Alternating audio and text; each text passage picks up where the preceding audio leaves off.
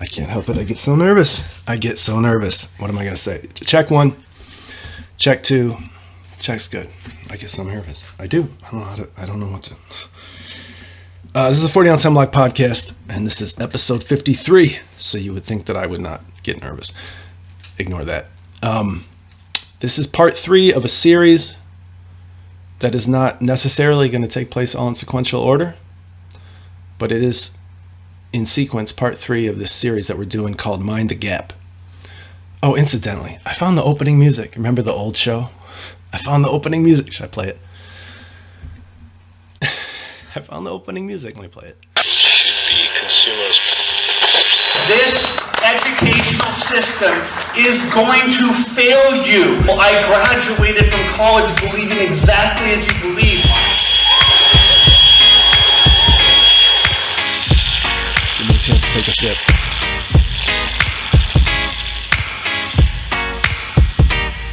I'm not going to talk over it. It's 40 ounce Hemlock podcast. It's episode 53. Series is Mind the Gap. This episode is called An Introduction to Neuropolitics. And the last episode was called An Introduction to Neuropolitics. So as you can see, I'm going 2 steps forward and 1 step back. All right.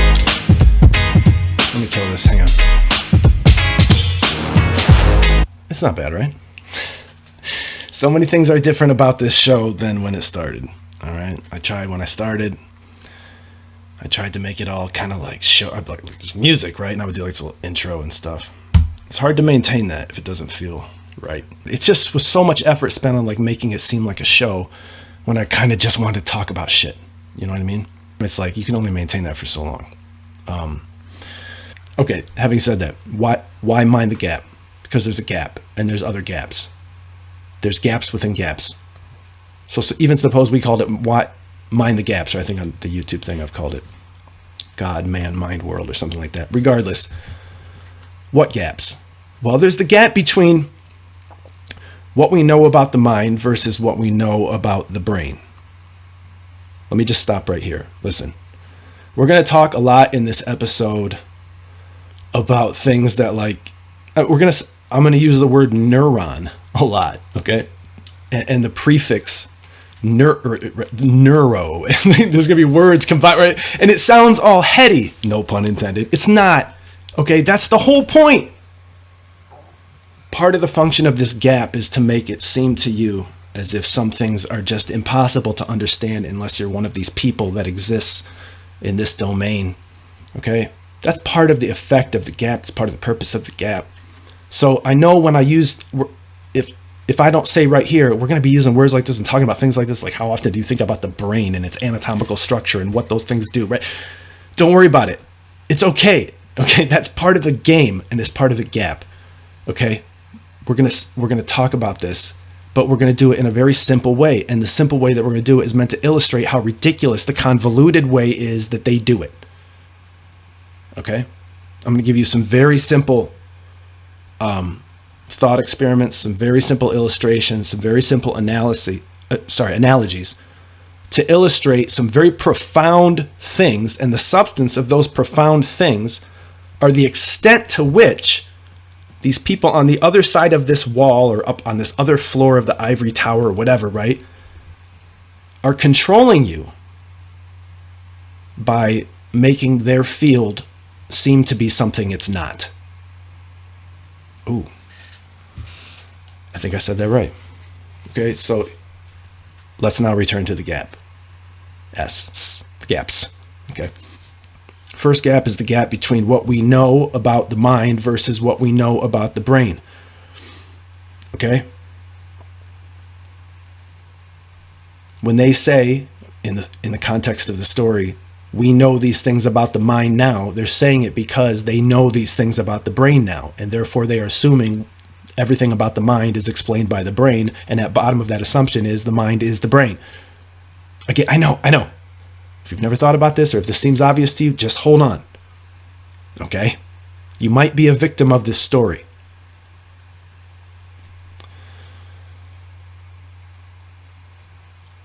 I guess I could take these two gaps that I've sort of nested in either order. But again, the first gap is the gap between what we can say about the mind, or what we know about the mind, versus what we can say about the brain. And they're different. But these folks try to make it sound like they're identical, right? Because they say that the mind is the brain. The mind is identical with the brain, okay? And as you'll see, some in this episode and some in future episodes, when like we're going to give like atom bomb arguments, okay? As you'll see, this is a gap that cannot be closed by learning more about the brain. All right? Like just if our knowledge progressed. It's not that kind of gap, okay? Spoiler alert. It's an insurmountable gap. And this isn't just the people who don't believe, as the folks in question, who say this. That's the whole point of the gap. What I'm going to show you is the gap is fiction, and the reality is that people who even do believe what these folks believe say, no. That gap can't be closed. Okay? I know, it's a little bit just, if you didn't listen, first of all, if you didn't listen to the last episode, then, if you didn't listen to the last episode, then this is going to make no sense. Okay? If you did listen to the last episode, then just bear with me as I get my bearings and we sort of lock into this, okay? It's an insurmountable gap, the gap between what we know about the mind versus what we know about the brain. There's a gap. What's the second gap? The second gap is between what the media class and the experts that they bring on their shows, the experts that animate their world, that they quote in their articles and blogs, right, and have on their panels. The gap between what the media class and those experts say we know about the mind versus what their colleagues in their field who are sympathetic to their larger views. It's not like it's not like two sides of the culture war here. It's like they're on the same team. They're just like, no, that's not true.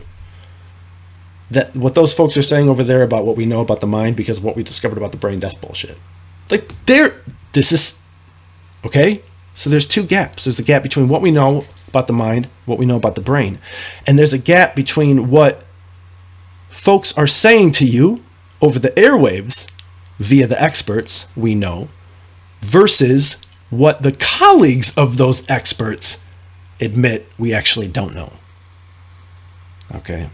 But you don't hear about those folks. Why don't you hear about those folks? That's the second gap. Okay? Obviously, we talk a lot about the mind. I know that this series is called Mind the Gap, or whatever it's going to end up being called. And it's probably no surprise that in past series, plural, in past episodes, I've talked a lot about the mind. I'm even going to read to you one or two, I think two quotes in this episode that I have read in other contexts. All right. Obviously, I'm preoccupied with this. Okay, so just forgive me about the sort of, there's going to be times when it seems obvious that what I'm referencing is my own experience with this like world and this literature and stuff. And I know how that comes across, or at least I'm sensitive to it. And I sort of recoil at it. But obviously, given the context here that we're talking about this gap, well, I couldn't know that there was a gap unless I'd been on the other side of it. Okay, so it is what it is. So I talk about the mind a lot, obviously, and the reason for that is twofold, okay?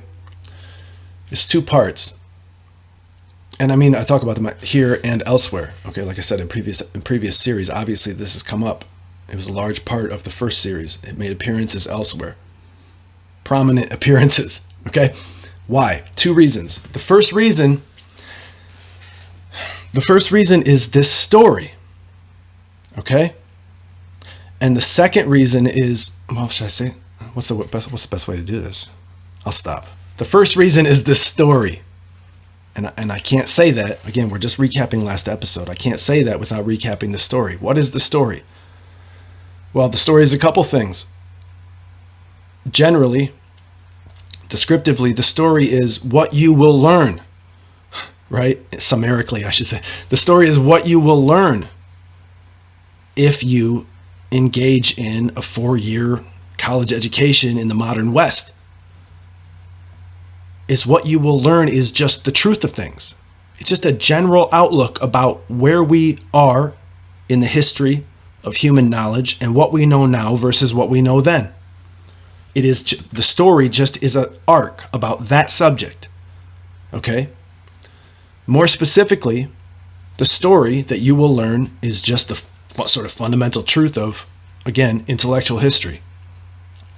Is that way back when the ancients were thinking and talking and writing about these things, philosophizing about these things, there was this view that largely today we call like the religious view of the world. There was this view that reality at its most fundamental level, whatever the most basic kinds of things that exist are, they are at least material, stuff, particle, like stuff you can sense with your five senses, and, well, we can almost only define the other category negatively, right? We can almost only say immaterial, non-material, but we do have examples. There were things like numbers and things like values that we employ in our reasoning, like it's wrong to murder people. Well, you can't see that, right? You can see people getting murdered or not getting murdered. You can see some people getting murdered, but you can't see that with your eyes. You can't see that it's wrong to murder people. So where does that thing, if it's a fact, and we think it's a fact, right? We say it's wrong to murder people. Where does that fact exist? Well, it's kind of immaterial, right? The ancients thought there's some examples of this. There's numbers, there's moral principles like I just cited. There's other things too. Presumably there's us. I mean, our souls, our minds, whatever you want to call it. In the Bible, it talks about flesh and spirit, right? There seems to be this immaterial aspect to us, said the ancients. So there seem to be all sorts of ready examples of immateriality. So whatever reality is, at bottom, understand the importance, the import of the term, the metaphor, whatever you want to call it, of bottom here. At bottom, at its most fundamental level, at its most, in terms of explanation, at its most rudimentary, at its most, you can't go down past this point level, reality is the material and the immaterial. The body, in terms of humans, the body and the soul, as the Bible talks about the flesh and the spirit, etc., etc. Now the story that you will learn. You won't learn it as a story, you'll learn it just as the truth. This is what the case, right? So you won't recognize it as a story. It's just a story. Spoiler alert. Okay. The story is that the ancients used to think that. And this view sort of persisted throughout the early stages of human intellectual historical development, right? And it reached its most sort of like philosophically sophisticated point or attempt or like articulation just at the outset of the scientific revolution with this French philosopher named Descartes, who was in our modern sense, a Catholic, sort of doctrinally, right? But he was a rigorous philosopher and he was really interested in science. He's sort of one of the folks who's attributed to kicking off the scientific revolution, right? That's going to be relevant. And Descartes was like, the story will tell you. The story will tell you. Descartes was trying to like give some philosophical defense of what he believed religiously, right? And he came up with these arguments to show that the soul is a different thing than the body, or the mind is a different thing than the body. And therefore, reality has to at least be, maybe it's more things than two, but it's at least two, right? I mean, I know. Since the two are defined, complementarily or negatively, you can't really say there's more than two. The material and the immaterial, right? Some things are just not material. The number 4 is not material. Had there never been a Big Bang, and thus materiality ever existed, it would still be true that 4 plus 4 is 8. If the Big Bang is the beginning of time-space, and thus time-space is the beginning of material, then prior to the Big Bang, or at the inception of the 4 plus 4 is still 8, right? There's some things that are just immaterial. And the story will tell you that the ancients thought that, but then sort of as we progressed, as the sort of Renaissance transitioned into the scientific revolution, or the Enlightenment and the scientific revolution, as these things sort of progressed, we came to see that this idea was false, this dualistic idea, that there was mind and body, flesh and spirit, material and immaterial. Okay, at the beginning I should have said body and mind to keep the things on the right sides of the column. Sorry. And the story will tell you, this is a crucial point. that though Descartes tried to give an intellectual defense of this view, he failed. And it was really obvious how he failed. And the way that he failed is that he couldn't account for the way these two things that were utterly different. And notice what I just did with my hands if you're watching on YouTube. He couldn't account for how these two things could interact. After all, what does it mean to interact? What does it assume to interact? Well, to interact means to have some, for lack of a better word, plane on which to meet. It means to have something in common. Why is one billiard ball able to hit and affect another billiard ball, another pool ball on the pool table? It's because they both are material objects with mass and right, occupying space in a three-dimensional environment, right? And the rules that govern those sorts of things, right? That's why one can cause the other to do things. But now what if we suppose that the one thing that we're talking about and the other thing that we're talking about share nothing in common? That's what Descartes was saying. And that's what this old view, according to the story, this old view says. Mind is nothing like body. The immaterial is nothing like the material, right? And Descartes gave this idea the most fullest, rigorous, up to that point, philosophical expression. But some folks came back at Descartes and they said, well, Descartes, if that was true, then how could the mind ever cause the body to do anything? Like, for instance, I'm reaching for my beer right now because I thought just before I said that I'd like to have a sip of beer before I finish this thought. Right? They said, well, Descartes, if that were true and they had nothing in common, let me just stop. Notice what we're doing. The idea that there's two basic sorts of things is the idea that at bottom there are two things that have nothing in common. If they had something in common, then what they had in common would be the most basic thing, and there would be one sort of thing.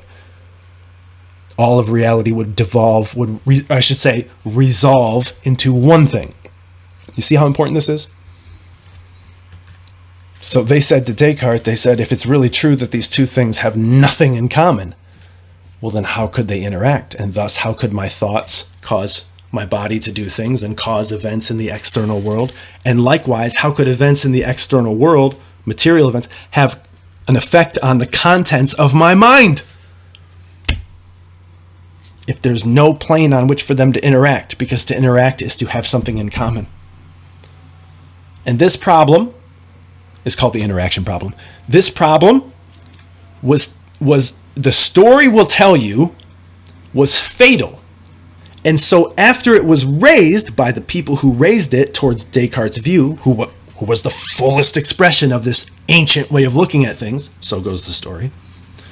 After this problem was raised, everybody was kind of like, oh, yeah, eesh, right? And then we were sort of like left in the lurch. I mean, like, what do we say now? Because we see that it couldn't be the case that humans, and by extent, and more generally, the world is two sorts of things, because then we couldn't explain how thought causes behavior or the world impinges or affects thought because of the interaction problem, right? So we can see that, but we can't see, say these folks, according to this story, how the world could come to be a kind of world where there are these sort of multiplicity of basic things, more than one basic thing. I'm just going to jump ahead here, sorry. Think about the idea of evolution. What's fundamental? Don't worry about the animals and the DNA and all the fossils. I'm not talking about that. Think about the idea. The multiplicity is explainable because it all comes from the one. So we understand, even though we haven't found explanations of things yet, we understand about something all those explanations have in common. And what those explanations have in common is that variance will always resolve into sameness. Difference will always resolve into sameness, because at bottom, reality is all one thing. Okay?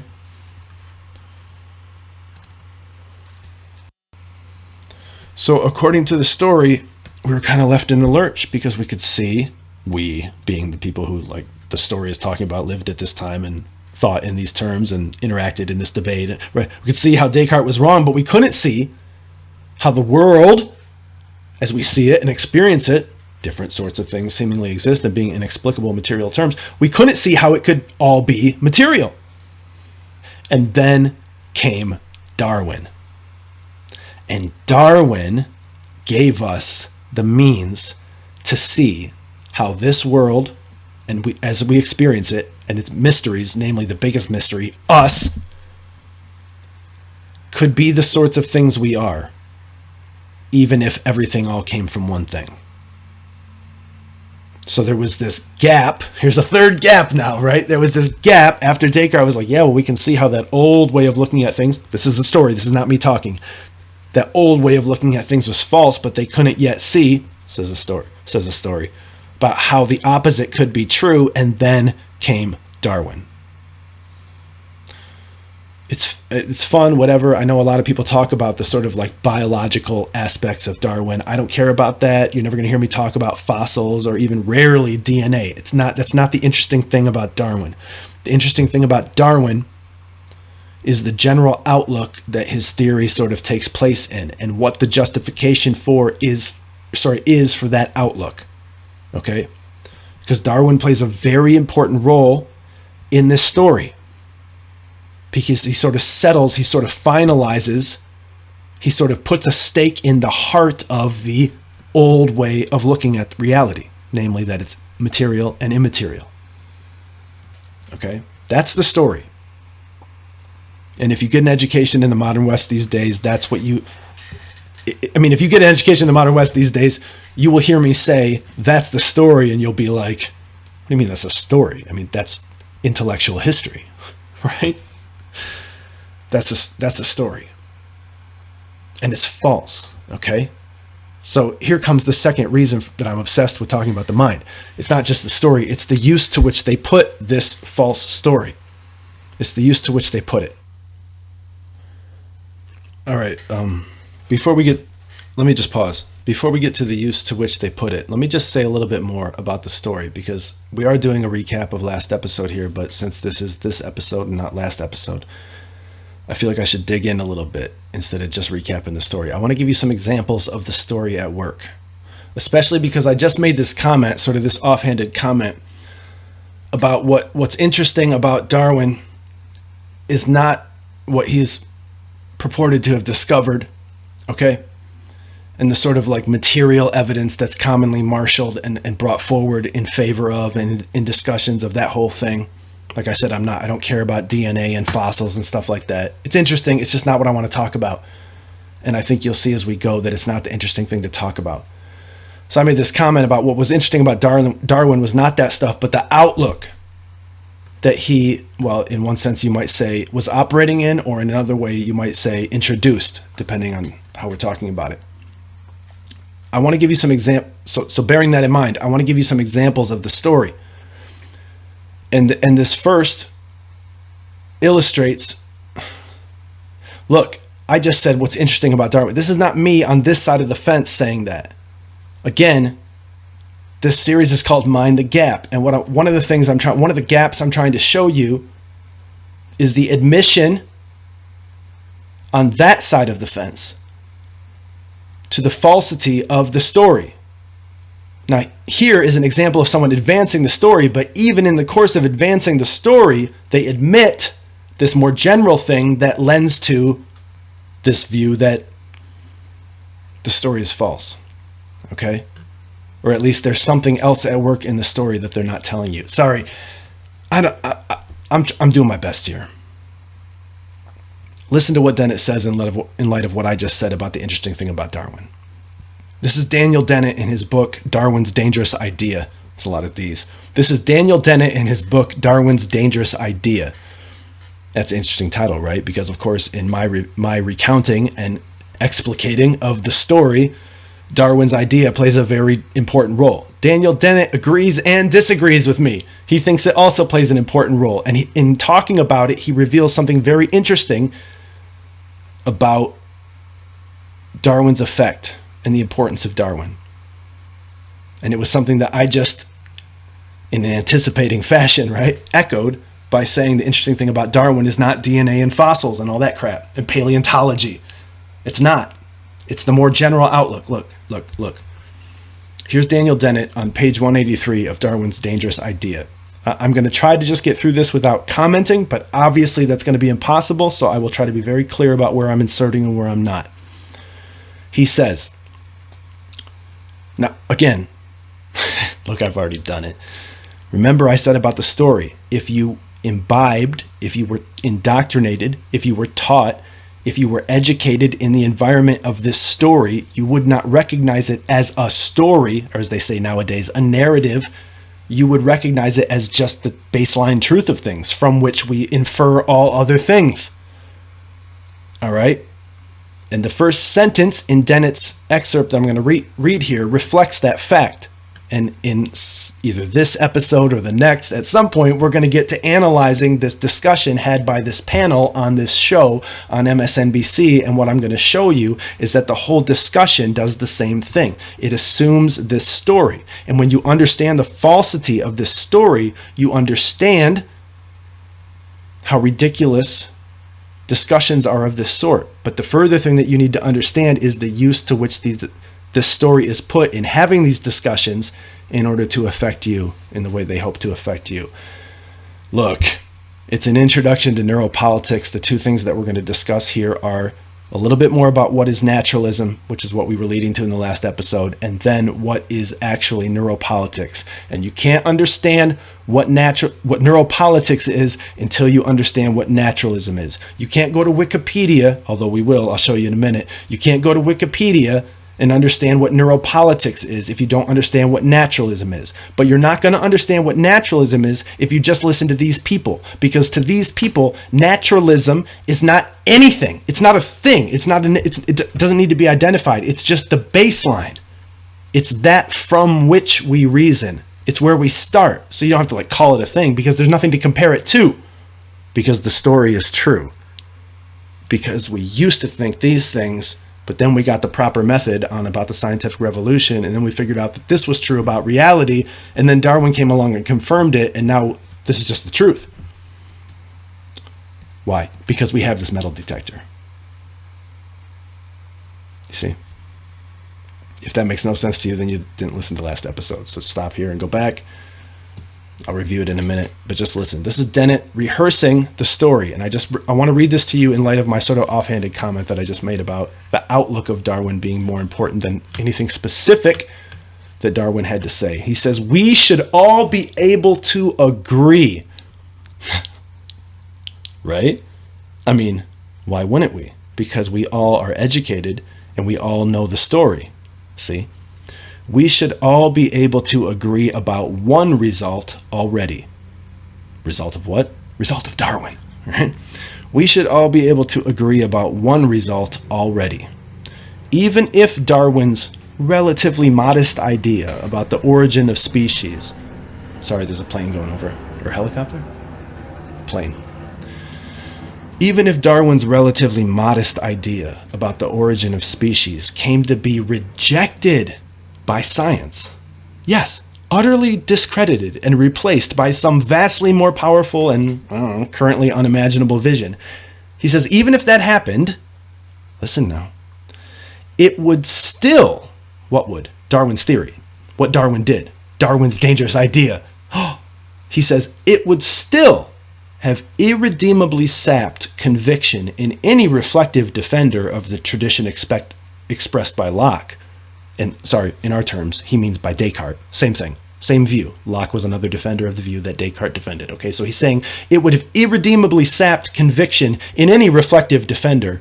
Reflective defender, what does that mean? Thoughtful person, what does that mean? Educated person. Do you see? It would have irredeemably sapped conviction in any reflective defender of the tradition expressed by Locke or Descartes, he says. Now listen. He says, it has done this by opening up new possibilities of imagination and thus utterly destroying any illusions that anyone might have had about the soundness of an argument such as, I'm going to just fill in here, such as Descartes' or such as Locke's, about the difference between mind and body. All right. Here, Dennett's talking about design, but that design argument depends on other arguments about the difference between mind. Ignore that. I'm just doing a little bit of parenthetical here. All right. I could explain it elsewhere, but I gotta sort of get through this. So he says at the beginning, he says, even if it were the case that Darwin were wrong about how things happened, nonetheless, because of Darwin, we could still be confident that the general outlook in which Darwin was reasoning is correct. Now, what is that general outlook that he's alluding to? It's naturalism. I talked about it in last episode. This episode, the first half of this episode, is more on it. Okay? Dennett is telling the story here, and he's revealing something very interesting, given my take on the fact that the story is just a story. He's saying, even though Darwin filled this role that I'm saying he filled in the story, even if he were wrong, we still know, let me go back to last episode, that all of reality is metal because we've got this metal detector. In other words, even if what Darwin concluded is wrong, his method was right. What was his method? That the only elements that can come into an explanation of the origin of a thing are material elements, are naturalistic elements. Why? Because naturalism is true. Why? Because we have this metal detector. Wait, what? Aren't we going in a circle? Yes, that's the game. And Dennett is revealing this to you here. He's saying we will not give that up, even if what Darwin said is wrong, because we've got this metal detector. Okay? All right. So I said I wanted to illustrate this story. I feel like let me just illustrate the story a little bit more. All right. I said that after Darwin comes along, according to the story, he supplies us, or we feel now supplied, we being them, we feel now supplied with this explanation of this one thing that seems impossible to explain in terms of material. Humanity. Right? Human persons. Oh, they're just an extension of the animal world, which is just an extension of the vegetative world, which is just an extension of the material world. You see? But that means that the human mind is an extension of, a continuation of the animal mind, which is a continuation of just material things evolve, bumping up against each other according to rules and principles and doing things, right? It's all just material. It's all the same thing at bottom. Okay? So after Darwin sort of fills this gap, mind the gap, right? Then all the discussions in intellectual history, according to, about what the mind is and what it and its properties and its abilities and its right and its defects and its virtues and all those things take place now in terms of the brain. And why wouldn't they? Because it's all material at bottom. So whatever the mind is, it must really be the brain. So let's just talk about the brain. Well, all we can see of the brain is just material stuff doing material stuff. But we know that when we're looking at that must be mind stuff because we've got this metal detector. This is what there's a book called. So I want to talk about the people who operated in this tradition. The story says that Darwin came along and filled this gap. What happened after that? Well, then everybody just started assuming that picture of the world was true and started writing about the mind and its various properties in terms of that story. In talking about people who were operating in that tradition, Carl Zimmer, in his book, The Soul Made Flesh, says that these men, quote, these men of Oxford ushered in a new age. Mind you, this is me now. I said that we're going to talk a lot about neurons, and I'm going to use this word, this prefix, neuro, right? Neuro hyphen whatever we're talking about. This episode's called An Introduction to Neuropolitics. Why is that important? Because the story is meant to tell you that we are right now in thinking that anything that can be talked about in terms of the mind should really be talked about in terms of the brain, because the mind is the brain.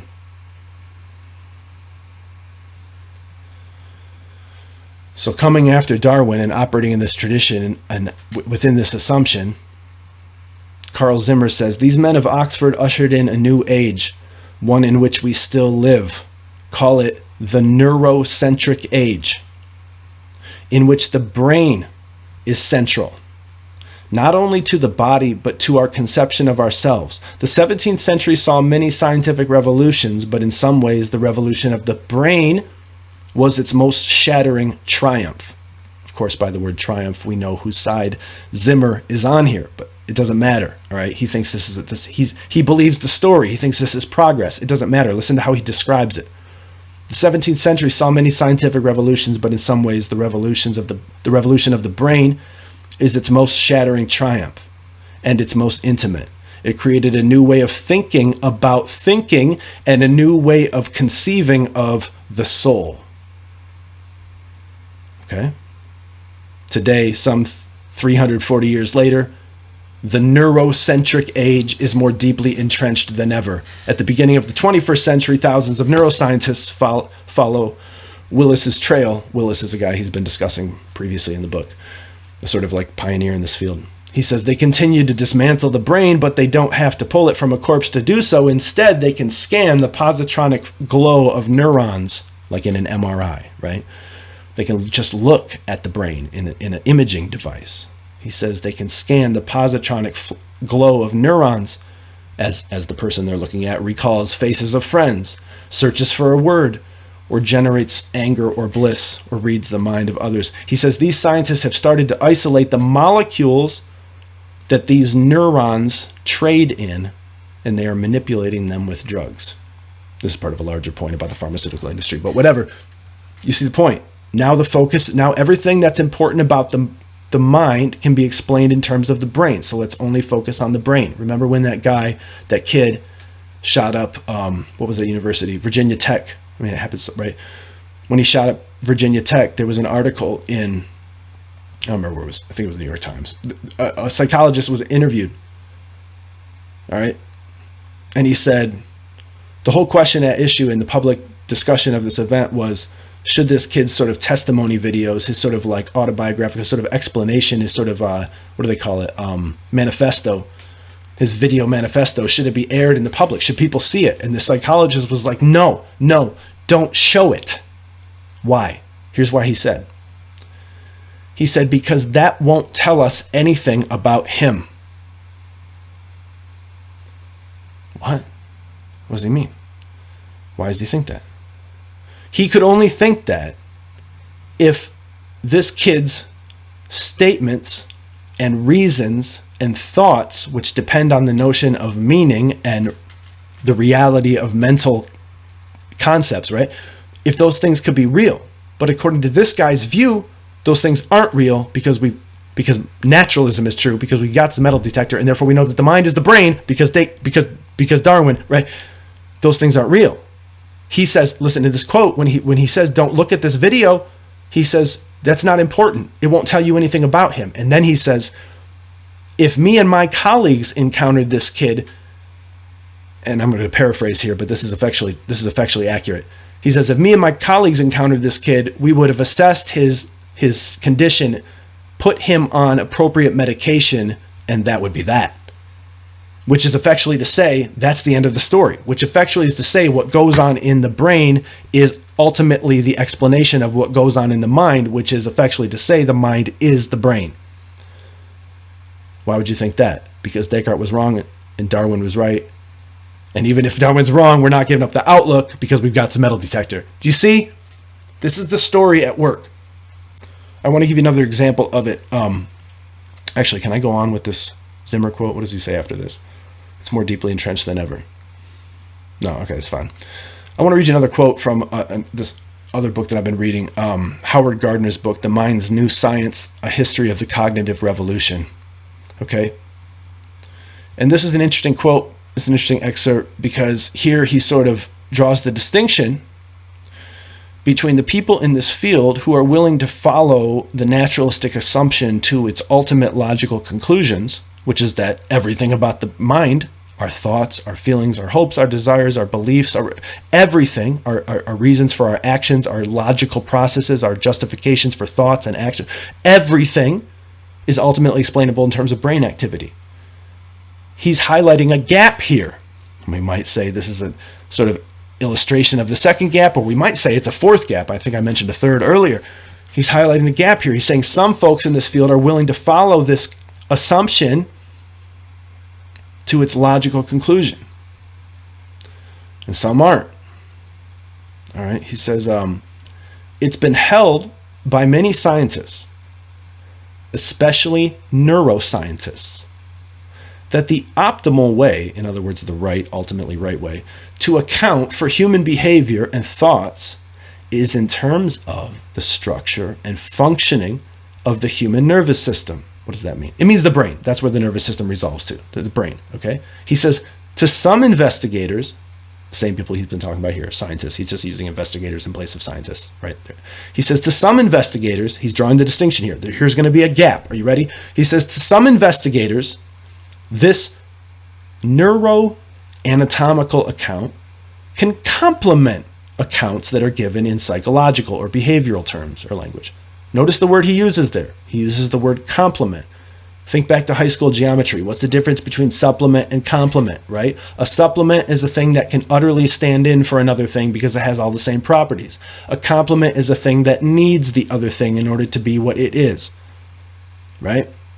He says, to some investigators, this neuroanatomical account can complement accounts that are given in psychological or behavioral language, but, here's the gap, but for others, neuroanatomical accounts, I guess given what I've said about neuro in the title of this episode, I should super emphasize every time I use the prefix neuro. Neuroanatomical accounts may eventually render unnecessary any accounts that are given in terms of representations or symbols or other psychological, he uses the word argo here, I'll just say cargo or factors or whatever word you want to insert there.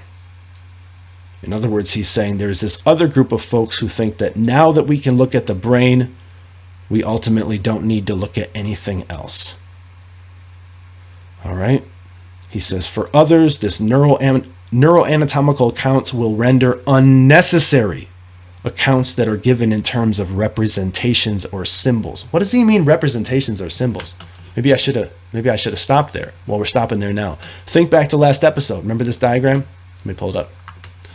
I gotta move it into the box here. Hang on. Accounts that are given in terms of representations or symbols. How do I get onto my lower monitor here? Bottom right corner? No. Yes. Here we go. Accounts that are given in terms of representations or symbols. Remember this diagram? Shoot. Remember this diagram? Let me move it just a little bit. What does it mean to see a tree? If we conceive of the world as the materialist wants us to conceive of the world, it's all, at bottom, just material particles doing things that material particles do based on the laws that govern material particles. Then what we have to say, there's sort of a slip there, right? Makes sense. What we have to say about the act of perception. What does perception involve? It involves the seeing of the thing, the seeing that you see the thing, right? And the seeing that you are a you who is seeing the thing, right? Like it's complex. There's layers to this. There's levels to this, right? If we're materialists and we hold that all of reality is just little particles doing things, then we have to hold that all those things, the thing over there, the you over here, the seeing of the thing, the seeing that, all of that is just particles doing stuff. Why does that pose a problem? Because look at the diagram. We say, I have it in mind. It can't be the case. That can't be an ultimate statement because ultimate reality is particles in geospatial relations to each other, moving along certain principles of physics, right? It's over there. Well, then I have an idea of it in my mind. I have a representation of it in my mind. I have a symbol of it in my mind. Okay. Now what's the problem? Well, we have said that all of reality is just material particles. And now notice the inference. Because if that's true, given what we've just said, then that idea or that image or that representation has to also be just a conglomeration, a group, an aggregation of a particular arrangement or an interaction in a certain time slice of material particles. What's wrong with that? We were seeking to explain the nature of mind. And what we had to do was give that explanation in terms of either images or representations or symbols. What's wrong with that? Material, right? The brain encoding or whatever, just the symbol in the mind, it's just an arrangement of neurons, right? What's wrong with that? An image or a symbol or representation is only what it is if there is a mind perceiving it as such. So an image or a symbol or a representation is an object that requires a mind to be what it is. So we can't use one of these objects to explain the origin or the nature of mind. Because if that's what mind is, then we would already have to have minds for those things to be what they are. What do you mean a symbol is only what it is in virtue of there being a mind to perceive it as such? Well, just think about this for a moment. Ignore this diagram for a moment. I said in this episode I'm going to give you some, this is complex stuff, but I want to give you some very simple, like the metal detector analogy, it's so simple that it's complex, okay? I'm trying to get away from the headiness of this stuff. Like, people try to confuse you and delude you with this stuff, and they have a very specific political and social goal in doing so. All right? Let me just pull away this. Why do I say that those three things that they're explaining mind in terms of cannot explain mind because they require mind? So the explanation goes in a circle. Why do I say that? Let me give you just like another, like the metal detector analogy, or I think another one that I used last episode, another sort of simple philosophical illustration just shows that so clearly.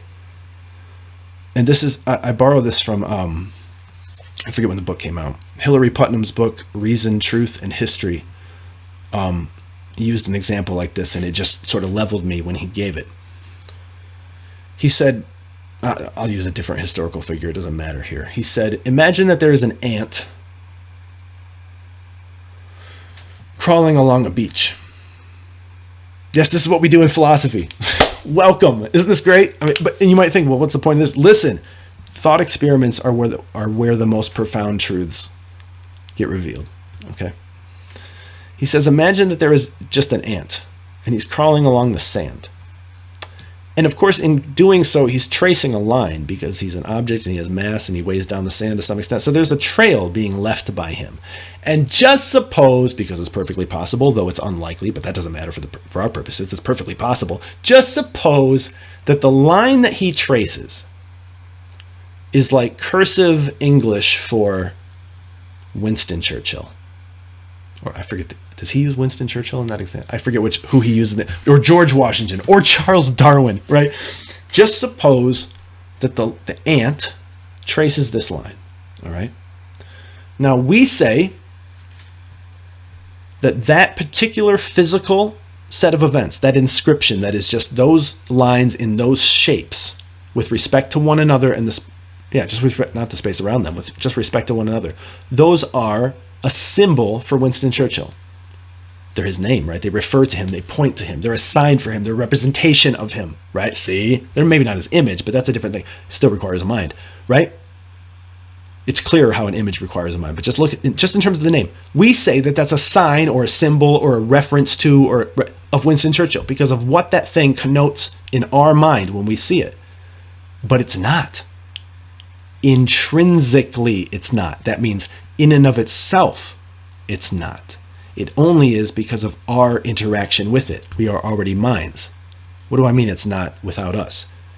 Just imagine a world where Winston Churchill never existed, or George Washington, or Charles Darwin, or whatever the name was that the ant's line traced in the sand. Imagine a world where that guy never existed. Maybe Darles Charwin existed, or right, Wash Georgington or existed, but not the guy we're talking about. He didn't exist. Notice that in that world, it's perfectly possible. Equally possible. That's important. Equally possible. Why is it equally possible? Because the existence or non-existence of that person has no bearing on the existence or non-existence of that symbol. And therefore, the symbol isn't directly tied to the thing. It takes a mind to recognize it as a symbol for that thing. You see? So you can't use images, symbols, representations as an explanation of mind, because images, symbols, representations require mind. Else they're nothing. The ant could have perfectly traced that line in the world where George Washington or Winston Churchill or Charles Darwin did not exist. And it still would have been what it was, but it would not have referred to or been a symbol for George Washington, because he doesn't exist in that world. Therefore, the symbol has nothing intrinsically to do with that thing. Symbols require a mind to understand them as a symbol for that, or a representation of that. So we can't explain thinking in these terms. All right? So I'm highlighting this gap, in Gardner's sort of illustration of this other gap, right? He says, to some investigators, this neuroanatomical account can largely complement accounts that are given in psychological or behavioral language, but for others, neuroanatomical accounts may eventually render unnecessary. I pull my mouse down again. May eventually render unnecessary accounts that are given in terms of representations or symbols or other psychological terms. All right? So they believe that the brain can explain the mind. All right? Let me just finish Gardner's passage as a way of transitioning here. Remember, he's talking about the scientists that think that the mind cannot ultimately be explained in terms, or the thinkers that think that the mind cannot ultimately be explained in terms of the brain, and the ones that do think that the neuroanatomical account is the ultimate, the real account. An account which may, he says, eventually render unnecessary any accounts that are given in terms of representations or symbols. In other words, thoughts. All right? Now, he goes on. He says, in view of this latter reductionist group, do you see why it's reductionist? Because it's saying whatever we say about the mind can be reduced to the brain. So we don't need to talk about the mind, which is why that psychologist in that article or on that show that I was referencing in terms of Virginia Tech said we don't need to watch his video of why he shot up that university. We don't need to hear his reasons. We don't need to hear his thoughts, because whatever is going on in the mind is ultimately explainable in terms of the brain. Gardner says, in view of this latter reductionist group, like this gentleman I've just highlighted is a member of, he says, in view of this latter reductionist group, cognitive science emerges as, at best, a holding place, like a holding operation, a placeholder. Let me just stop. What's cognitive science?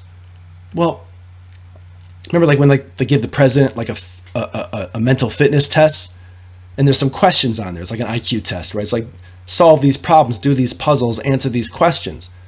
Those are all interactions which assume the validity or the importance or the explanational importance, all right, of the thoughts in the subject, right? Trump doesn't say in answer to a question on the cognitive scientist or the cognitive science test, right? Or Biden doesn't say, right? They don't say, they don't answer a question in this way. They don't say, because my neurons are doing whatever they're doing right now. That wouldn't be an answer to the question. No, they give an answer to the question in terms of the meaning of the question and the thoughts associated therewith, right? So that's what cognitive science is. And Gardner says, in view of this latter reductionist group, who thinks that the mind is just the brain, cognitive science emerges as, at best, a placeholder, a temporary account of mental activity that is destined to vanish once an account can be given in terms of, here's our word, well, he says synapses, but what does synapses mean? It means interaction between neurons. An account that can be given in terms of synapses can be attained. And these reductionists, he says, find themselves in the sharpest opposition to, well, he goes on to explain the sort of dichotomy within the modern universe. See what he's saying? He's saying these folks say, no, anything important that can be said about the mind must ultimately be able to be said in terms of the brain. Listen, I could dig up old saved files and links. And I could read to you excerpts from academic conferences where theorists or philosophers, whatever you want to call them, who are of this latter persuasion that Gardner is explaining here. Folks who think that the mind just is the brain, that the neuroanatomical account is the real account. All right. I could read to you excerpts from conferences where these folks are who think this way are discussing social and political issues like, I don't know, for instance, crime. So the question is, given what we think about human behavior, which depends on what we think about human personality, which depends on what we think about the human mind, which depends on our assumption that the mind is the brain, given that, what should we say about crime? Well, what we should say about crime, you will hear them say in these conferences, is we should just find the neurons that are associated with either the inclination to that crime or the thought of the justification of that crime, or pick any, whatever that thought is, the neurons associated with that, and here's their word, and this is an important word in this field, I'm just going to say it here, I won't go on, and we should intervene on them. These are professors at universities that you pay for your kids to go to. We should get at their brains. Never mind interacting with them. Do you see the sort of kernel of Marxist thought here? The reasons aren't important.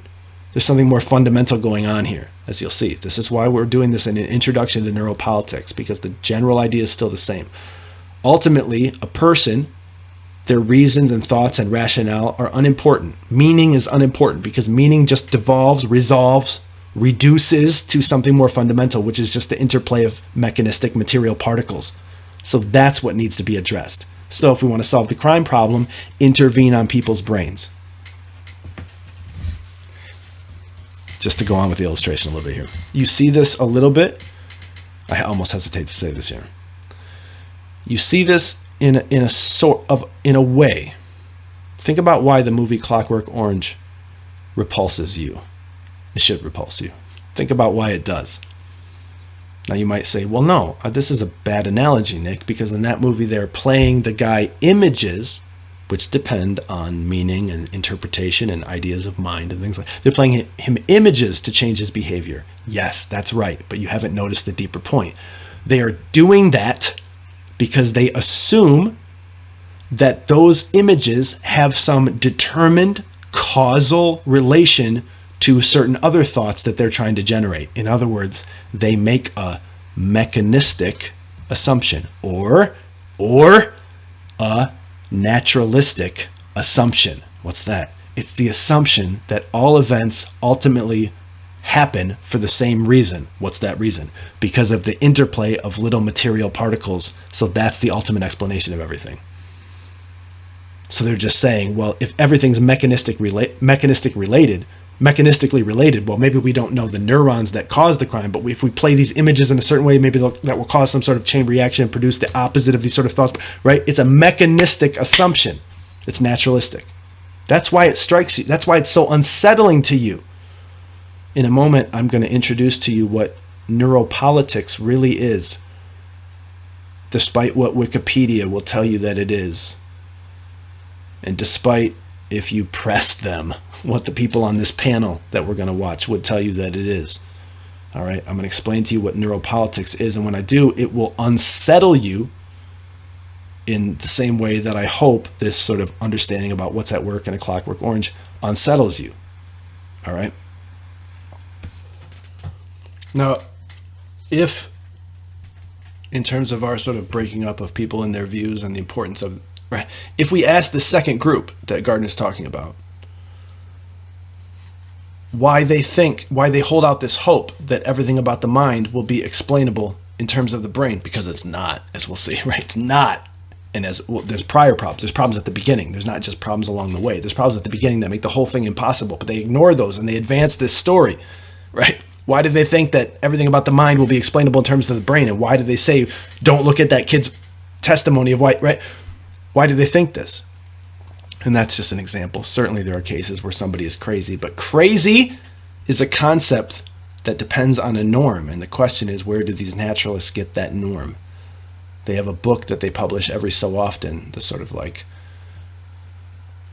union of psychologists, or, the sort of like conference or group of professional psychologists. They have this book, this manual that they publish regularly, and their definition of psychological disorders varies from version to version of this manual. What is it called? The DSM. It's called the DSM, right?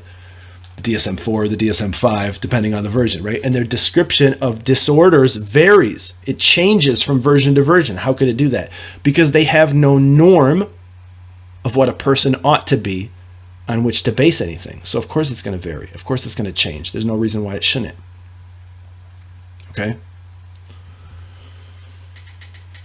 But if you ask them, why do they hold out this hope that everything will be explainable in this way? They will recur to, implicitly, because this is how they're either a part of this indoctrination, or they are indoctrinating people in this way. They'll recur to the story. But if you say, but why do you think the story is true? They'll say, well, because naturalism is true. And if you say, why do you think that naturalism is true? They'll say, well, because we've got this metal detector. Like Dennett says, we're not giving this up. There was this method, despite what Darwin concluded, there was this method, there was this outlook about what could be discoverable and what reality ultimately was based on what we know is the only valid way of discovering things, this metal detector. We're not giving up this outlook that everything's material. We're not giving this up because we've got this metal detector. So it's pretty ridiculous. But then why do they, if it's that ridiculous, then why is it so entrenched? I think as either Gardner or Zimmer had said, he used the word entrenched. Why is it so entrenched? Well, what I want to argue to here is that it's so entrenched for the second reason that I'm kind of preoccupied with talking about the mind. I've been talking here about the two reasons that everything we do here sort of ultimately reduces to talk about the mind.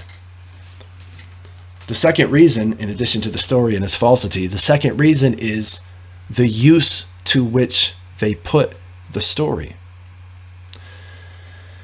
And the use to which they put the story is in advancing their social and political goals and policies and agendas and preferences and prescriptions and values.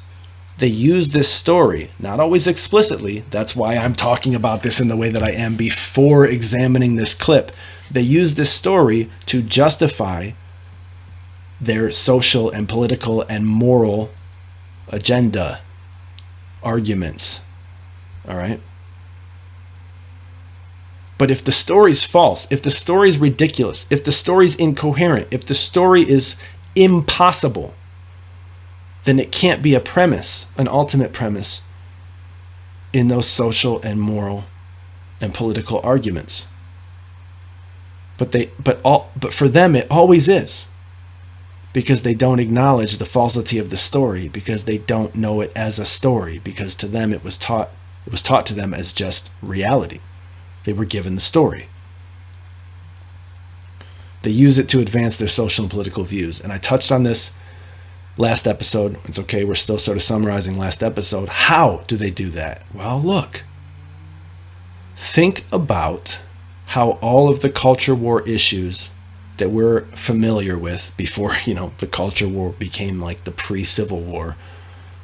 Think about how all the culture war issues ultimately revolve around and resolve into questions about the nature of things, whether that be abortion or on the reverse end, euthanasia, or marriage, gay marriage, heterosexual marriage, right? Or transsexualism, or even, I don't know how much time we have here, even political organization. Shall we be capitalists? Shall we be socialists, etc.? Even political organization. All the culture war issues resolve down into debates. They don't do this in the public discussion, which is the gap. See? But if you examine them, they revolve and resolve and reduce into debates about the nature of things.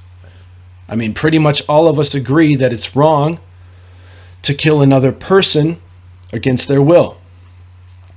So when we say that abortion is a matter of choice, we are saying that in some instances, a person has a justified choice whether or not to kill another person against their will. And we might accomplish this by saying, well, that person is not really a person in the sense that a person is a person when we say it's wrong to kill a person against their will. In other words, whatever the nature of personhood is, it doesn't include fetuses, or whatever the plural of fetus is, right? Feti. It doesn't include babies in the womb. And maybe, heck, I don't know, depending on the principle on which we're arguing, it maybe doesn't include babies even right after birth. Or maybe if it doesn't even include people at the end of their life, euthanasia. See? It's a debate about the nature of things. And as you go through these particular and look, in a minute, I'm going to, like I said in this episode, my goal, I'm going to give you a very, some would argue too simplistic, but I will argue very helpfully simplistic way to understand this distinction I'm trying to draw here and this importance about the point about the nature of things. I'm going to do that in a second, but let's just run through the particular examples for abortion, euthanasia, marriage. It's just the nature of marriage that it's a relation, a contractual, an agreed, a psychological, whatever it is, a social. It's a relation between a man and a woman. All right, that's the nature of it. And others argue, no, it's not. That's not the nature of it. The nature is, it's just an agreement between two persons. So the argument is about whether the nature of the thing includes merely personhood or personhood and gender or sex, right? And now speaking of gender and sex, what's the nature of gender? Is it merely biological sex? Okay. Is sex identical with gender, or is gender something over and above sex, something, as they argue, socially constructed above sex? The debate about transsexualism is a debate about the nature of gender and sex. It's a debate about the nature of gender. Gender. And whether it is identical with the nature of biological sex or not. And like I said a moment ago, even we can get into more abstract social things like political organization and capitalism versus socialism. They're all debates about the nature of things. Why is this important? Because I said that the second reason we are preoccupied in this podcast with discussions about the mind is first, the story and its prevalence and its falsity, and secondly, the use to which they put the story. And the use to which they put the story is in arguing for their political and social ends, their purposes, their goals, their desires politically and socially. So you will find that when they do this, if you get to the bottom of their arguments, those arguments depend on this assumption of naturalism. So if we discover that naturalism is hopelessly flawed, then we will naturally, reactively, instinctively know that when anyone is arguing, whether explicitly or not, on the basis of it, we need to pull back. But in their mind, anyone who pulls back is, well, let's just bring it to the present day, right? They're a science denier because we've got this metal detector. All right. Let me just say a little bit more about this notion of natures as it relates to this analogy that I've given you about the guy with the metal detector. When we talk about a nature of a thing, there's different words that philosophers have used over the course of intellectual history. Some have used the word nature, Play-Doh used the word form, some have used the word essence, some have used the word, right? It's just, you could use the word formula, whatever it is. Some at the abstract metaphysical level, philosophers use this term principle of individuation. Whatever it is that makes a thing what it is. All right? Now you might say, this is getting weird. Listen.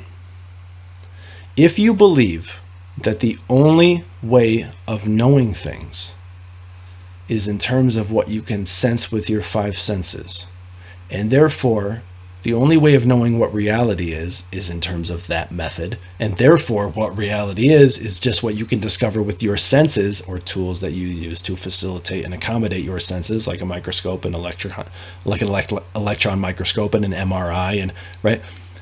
If you think that the only way that you can discover what reality is this method, because this metal detector, then you're going to hold that what reality is whatever this metal detector produces, or this material detector produces. It's material, right?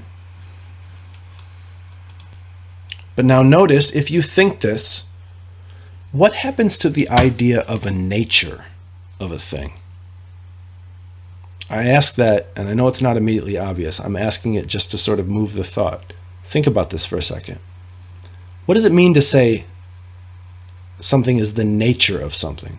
Well, we just said a moment ago, it's to say, when we say the nature of a thing, we're talking about that which makes it what it is. But if everything at bottom is just particles interacting, and particles, as George Jackson Mivart said, small balls in motion, whether those are electrons or protons or neutrons or quarks or whatever or atoms, as Democritus last episode said, whatever that smallest thing is. If we really believe that that's all reality is, then the nature of everything is at bottom the same. And that is the outlook that Darwin's theory was operating in. And that is the thing that Dennett said we will not let go of. And that is naturalism. Okay?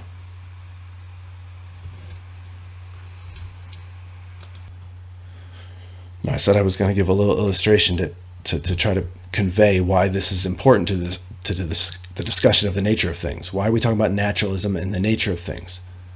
If you just hold that whatever is real can be discovered by the five senses, and therefore the only thing that's real is what can be discovered by the five senses. If you're a naturalist, if you're a materialist, right? If you're that guy on the beach with a metal detector, then when someone talks about the nature of things, it's also sort of just something they've foisted onto reality. It's not intrinsic. It's not out there in the world. What's out there in the world is just particles combining and decombining in various ways. So the true nature of anything is just however those particles decided, according to the laws of physics, to combine or decombine at that moment. Some of those things are things that we find useful. Some of them are not. And we say, well, that's a hammer, and that's a raccoon, and that's a person, and that's right, and that's a goldfinch, right?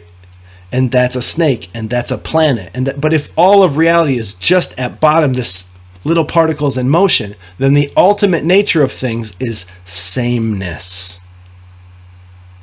At bottom, everything's the same. Okay?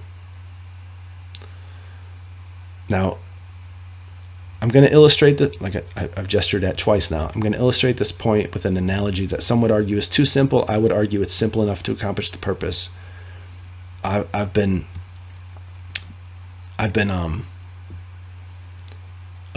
half the week father.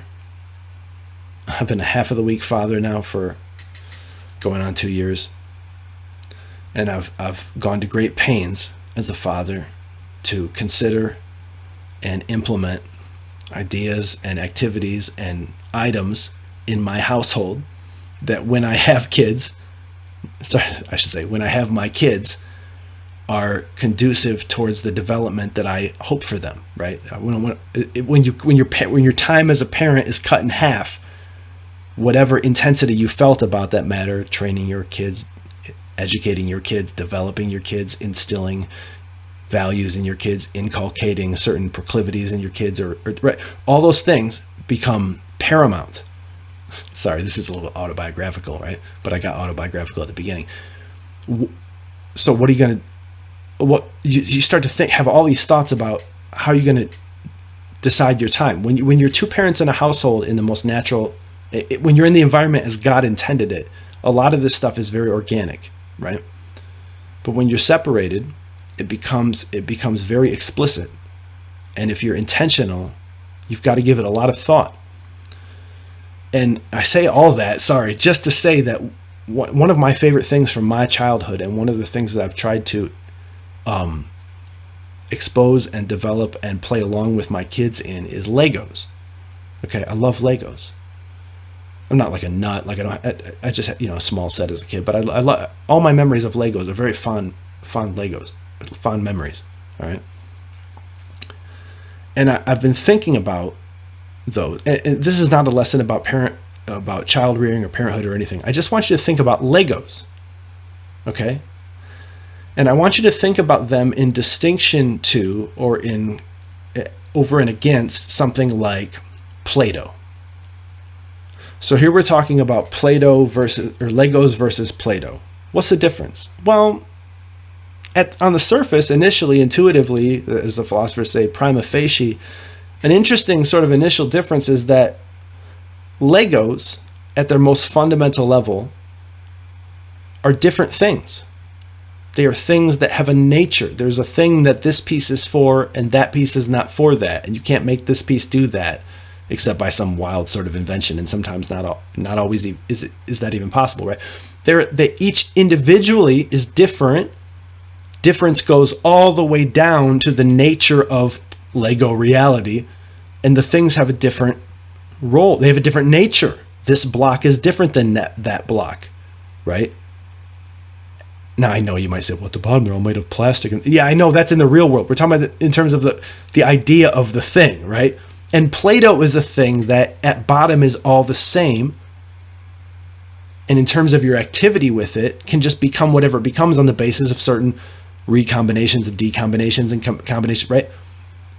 At bottom, it's just all, it's sameness. It's all fluid. It's oneness. Okay? The difference between how the naturalist sees the world and how the non-naturalist sees the world is in some ways like this difference between Legos and Play-Doh. Okay? And I know they're all made of plastic. At some point the analogy breaks. That's why it's an analogy, right? But a Lego is a thing that in and of itself has a nature, as exemplified most explicitly by its physical form, right? But it has a nature, right? See? And Play-Doh is just, well, it might become this, it might become that, but at bottom it's all this one stuff. And the idea that at bottom it's all this one stuff is the idea of naturalism. Okay? And so I want you to see just for a minute, when I talk about the use to which they put it, we've talked about the specific culture war issues that get discussed and how they revolve around the notion of natures. But I want you to see more generally how Darwin's introduction into the story affected the idea of natures, okay? And thus how this outlook that Dennett says we're not giving up, in other words, naturalism, affects the idea of natures, and thus how it affects the culture war issues, and thus how it affects the outlook of these folks who all share this general philosophical outlook and how they talk to you. And if you don't recognize all this, you're going to be moved. You might be moved by the ways in which they talk to you when you shouldn't be. Because they're tricking you. They're pretending like the force of their argument exists at one level when really it doesn't. It exists at a level that is easily seen to be ridiculous. Okay? Now, because we're going a level deeper than last episode, I want to share with you a little bit deeper about what the idea of naturalism does to the idea of natures. Because again, all these people on this panel that we're going to listen to, when you examine their fundamental beliefs, are naturalists, and it affects how they talk. It affects how they talk about what they're talking about. And what they're talking about is you and what should be done with your beliefs. Okay? So I want you to understand a lot of your beliefs, as I've just illustrated, revolve around the nature of things, or find their basis in the nature of things. All moral and ethical arguments, and thus all political arguments, ultimately resolve down into arguments about the nature of things. The nature of things is intrinsically tied to what it is okay to do to a thing and what it is not. It is okay to drop a tennis ball out of a third-story window. It's not okay to drop an infant out of a third-story window.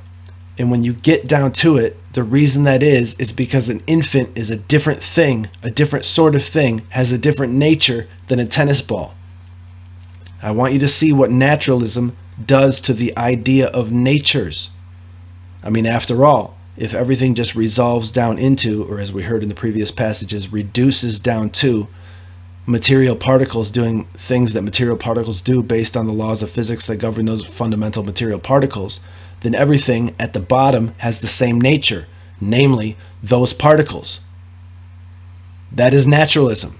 So I want you to see what naturalism does to the idea of natures, and to do so, I'm going to recur again to Daniel Dennett's book, Darwin's Dangerous Idea, which is aptly titled, ironically, because I think that Darwin's role in this story is dangerous as well, but for different reasons than Daniel Dennett in Darwin's Dangerous Idea thinks it is. So I want to read to you what he says about Darwin's effect on the idea of natures. And of course, in biology, when we talk about natures, we're talking about species, like kinds of things, right? But this point extends beyond biology. And that is my point. And that is actually Dennett's point too. That is why in the previous quote that I read to you from Dennett, he said, whatever comes of Darwin's specific explanation of how things happened, we are not giving up naturalism. We're not giving up the outlook.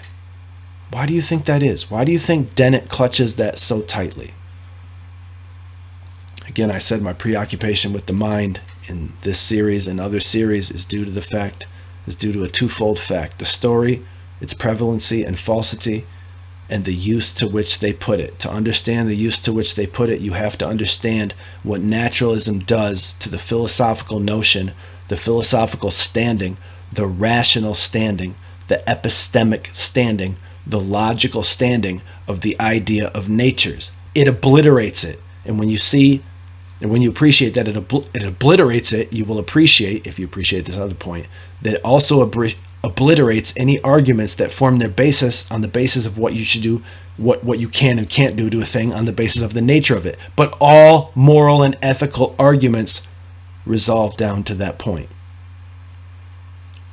Okay? Which is why they have no abiding principles, which is why they say that the Constitution is living and not fixed, which is why they say that morality is relative, which is why they change their position every 6 months, which is what, do you understand? This is Dennett in Darwin's Dangerous Idea talking about this is Dennett in Darwin's Dangerous Idea talking about Darwin's effect on the notion of the nature of things. And sometimes Dennett uses the word essence. For our purposes here, they're the same thing. As I mentioned earlier, Dennett says this. He says, quote, well-defined species certainly do exist, according to Darwin. He says, it's the purpose of Darwin's book to explain their origins. But, here comes another but. These Dennett passages always have a but in them, don't they? Why is that? It's because there's something he's trying to hold on to, regardless of what happens to the specific theory. There's something he tries to hold on to. Whether or not everything turns out to be metal, he wants to hold on to the fact that everything is at bottom the same sort of thing. He wants to hold on to naturalism. He wants to hold on to the outlook. This episode is called An Introduction to Neuropolitics. You can't understand what neuropolitics really is until you understand what naturalism is. And when you understand what naturalism really is, you will truly understand the kinds of discussion that we're going to look at in a moment amongst panels like we're going to look at in a moment. Okay? Dennett says that on Darwin's theory, quote, well-defined species certainly do exist. In other words, natures, right? It's the purpose of Darwin's book to explain their origins, but he discourages us from trying to find a principled definition of the concept of species. Principled definition, what is that? A nature. He discourages us from trying to find a true nature of any specific type. Why? Because natures are superficial. Everything at bottom is the same sort of thing underneath. Legos versus Play-Doh. Reality is Play-Doh. Therefore, biological life is Play-Doh. It all extends out of one thing. There's a tree of life. This is where the concept of a tree of life, what's the concept of a tree? It has a trunk, and everything grows out of that trunk. Everything's explainable in terms of the trunk. This is why they call Darwin, not the biblical tree of life, the Darwinian tree of life. See? Dennett says about Darwin, he discourages us from trying to find a principled definition of the concept of a species. Varieties, Darwin keeps insisting, Dennett says, are just incipient species, like things on their way to becoming species. And, says Dennett about Darwin, what normally turns two varieties into two species is not the presence of something, a new essence, for instance, for each group, but rather, he says, the absence of something, namely the intermediate cases, which used to be there. Now we're getting discussions about the paleontology and the fossils, right? Or even the DNA. There's gaps in the DNA too, right? The intermediate cases that used to be there. I said I wasn't going to talk about those things, which were necessary stepping stones, you might say, but have eventually gone extinct, leaving two groups that are in fact reproductively isolated as well as different in their characteristics. In other words, the differences in their characteristics are superficial. At bottom, everything's the same thing. Darwin, in terms of the concept of natures in types and biological types and species, obliterates the reality of natures. Elsewhere, Dennett says about this idea of natures or essences, he says, even today, Darwin's overthrow of essentialism, in other words, the belief that things have natures or essences. He says, even today, Darwin's overthrow of essentialism has not been completely assimilated. For instance, there's a lot of discussion in philosophy these days about what the philosophers of science call, Dennett says, natural kinds, which is an ancient term that the philosopher Quine quite cautiously resurrected for limited usage in good scientific categories, in distinguishing good scientific categories from bad ones. This is all Dennett. Listen, he says, but in the writings of other philosophers, see the gap again? See?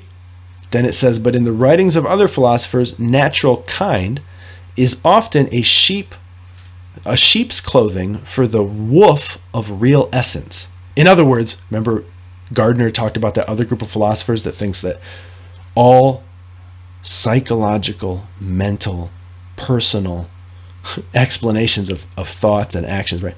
All of those ultimately reduce down into explanations that must be given in terms of brain activity. All right? And here Dennett is saying that if Darwin was completely assimilated, which he has not been, but if Darwin was completely appreciated, this is why he calls it Darwin's dangerous idea, then think a lot of philosophers, this idea of natural kind, this idea of essence, this idea of differentiation, this idea of nature would be recognized as a wolf in sheep's clothing. The wolf of real natures or real essences. He says this urge to believe in natures, he calls it the essentialist urge. He says this urge, the essentialist urge, is still with us.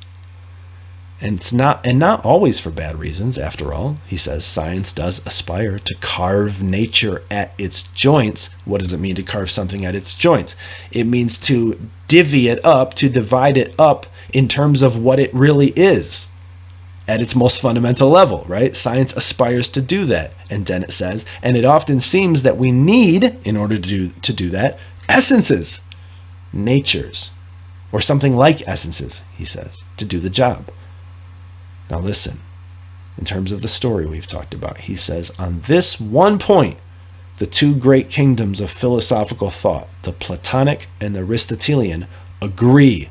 In other words, the ancients. But, see, Dennett's passages are always full of buts. Now here comes the story. Remember I talked about in terms of progress. This was the old way of looking at things, but now we know otherwise. He says, I'm going to back up. I'm sorry, not sorry. He says the essentialist urge is still with us, and not always for bad reasons. Science does aspire to carve nature at its joints, and it often seems that we need essences, natures, or something like essences, natures, to do the job. On this one point, the two great kingdoms, for our purposes here, he should have said ancient kingdoms of philosophical thought, the Platonic, Plato, and the Aristotelian, Aristotle, they agree. He says, but, sorry, this is the last of my 4-pack. But the Darwinian mutation, which at first seemed to be just a new way of thinking about kinds in biology. See, Dennett agrees that the point extends beyond biology. That's why Dennett won't give up the general outlook, even if the biological point proves to be false. Do you see what's happening here? Dennett says, but those two popular ancient ways of philosophizing about the world, even though they seem totally opposite back in the ancient, we now know differently. But the Darwinian mutation, which at first seemed to be just a new way of thinking about kinds in biology, can spread to other phenomena and other disciplines, as we shall see. End quote. And yes, as we shall see, because that is my whole point here. Naturalism obliterates the idea of essences or natures. Because if the world isn't really Legos, if it's really Play-Doh, then it's all at bottom one thing. And so when I say this Lego has a different purpose or nature or essence than that Lego, that's a superficial way of talking, because the Legos are just made of Play-Doh. And the true essence of things is whatever Play-Doh's made of. Going back to the particulars now, the culture war debates. Are you ready? It's just a clump of cells. Abortion. Do you see what they mean now when they say it's just a clump of cells? The true nature of things is just various combinations and decombinations of whatever the smallest particles are that are governed according to the laws of physics and thus biology. It's just a clump of cells. It doesn't have a nature that could serve any argument, could supply any argumentative moral, ethical force in an argument about what you should do to this thing versus what you should do to that thing, because everything at bottom is the same sort of thing. There are no natures. That's what naturalism produces, that outlook. Why? Because the metal detector can't detect natures. It can only detect particles. Natures are not part of the physical arrangement of things. Natures are something over the top of, over and above. We say this arrangement of things is a different kind of thing than that arrangement of things. And maybe even this arrangement of things has something more to it than that, right? Maybe there's more to than just the arrangement of things. Materialism says, no, there's not. There's just the arrangement of things. And therefore, natures are a figment. They're imaginary. They're imposed. They're superficial. They're foisted onto things rather than being a part of things. They're not real. So you can base no moral argument on them.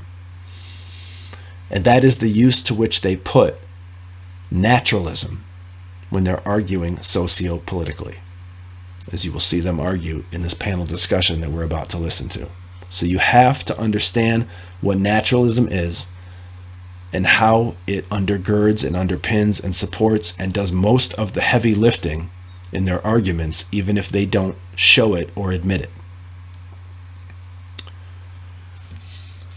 So that was my goal for the first half of this episode. And the second half of this episode is not going to be as long as the first half, so they're really not halves. That was the first point.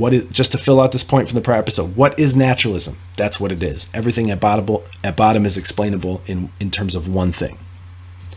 In our modern discussion, it's material things.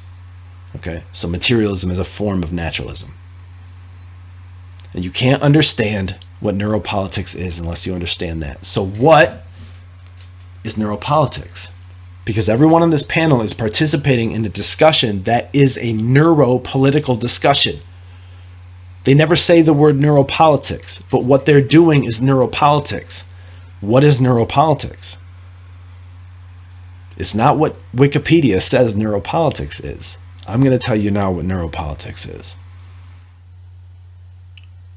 Now, as soon as I said we were going to move on, you knew we were going to move back, right? Because two steps forward, one step back. Before I tell you what neuropolitics is, I guess I've been telling you I want to illustrate this story, but I've sort of only been illustrating one side of it.